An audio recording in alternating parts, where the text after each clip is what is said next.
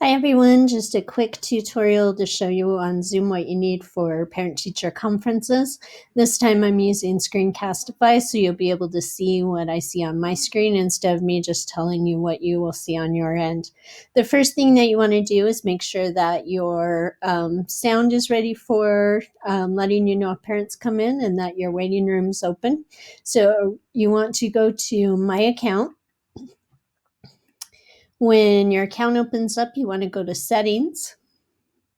The very first thing that pops up under Security is Waiting Room. You'll want to make sure that's marked blue. If it's gray like this, that means there is no waiting room in place, and you definitely want the waiting room in place for conferences. So make sure that's blue. Down here, it will give you the option of who to put into the waiting room. You'll want everyone to go into the waiting room for conferences. So make sure that this is blue, and it says everyone will go into the waiting room. Then if you go into In Meeting Basic, you'll scroll down a little bit and it will say sound notification when someone joins or leaves. If that is gray, you won't be able to hear when people come into your waiting room. So you want to click that to blue. It will play a sound. You can click everyone or host and co-host only. You want to just pick host and co-host only. That way everyone else won't hear as people come in and out.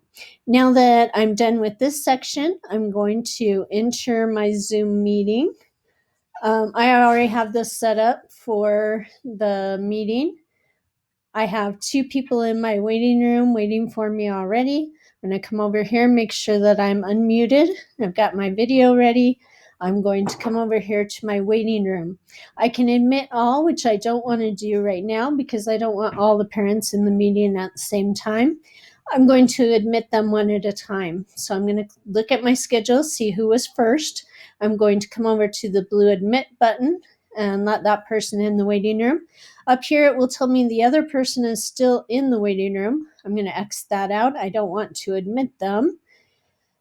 Xing that out, I just took it off of my screen. That person is still in the waiting room, but now I don't have to see it on my screen. The parent is going to come in unmuted or muted depending on their setups or what you have set up. You can ask them to unmute or they can unmute themselves. On the view, I can click on the speaker view. So when I speak, you can hear me. When the parent speaks, it will show them. I can do the gallery view if I want to see both of us at the same time, or I can go to full screen if I want to make it a full screen view. I'm going to get out of full screen.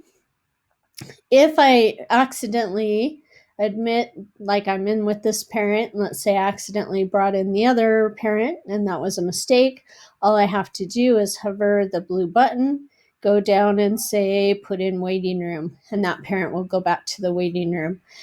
Again, I can just close that and they're back in the waiting room. So if you by chance make a mistake, all you have to do is hover over the name. Over here, it will ask you, you have different options like we talked about before with host and co-host. You don't need all that. All you need for parents is to put them in the waiting room if need be. Remove means you've removed them from the meeting. Down here on share screen, remember if I click the green button, I can share what's on my desktop. I can share this view with my settings. I can share a whiteboard if need be, if I want to draw something or show them something like that. Advanced on slides is a virtual background. Perhaps the student did a slideshow or something that you want to show what the student created, or I can show a portion of my screen. Also remember there's computer sound if you need it. For example, if you're showing them a video clip or something the student created of themselves. I can also share files from my Dropbox or Google Drive. And then when I don't want to share anymore, I just close that down. When the meeting's over, you can, parents, I've made a video tutorial showing them how to get in and wait in the waiting room and then how to leave the meeting in case they're not familiar with Zoom. If they are having a hard time getting out of the meeting, you can come down here and click remove. That will remove them from the meeting. You don't want to click the end button. That will end the meeting for everyone, and that will end it for future people tonight as well at conferences. So you just want to say remove from the meeting. Once that person is removed, they are it says, do you want to remove that person? I can say yes.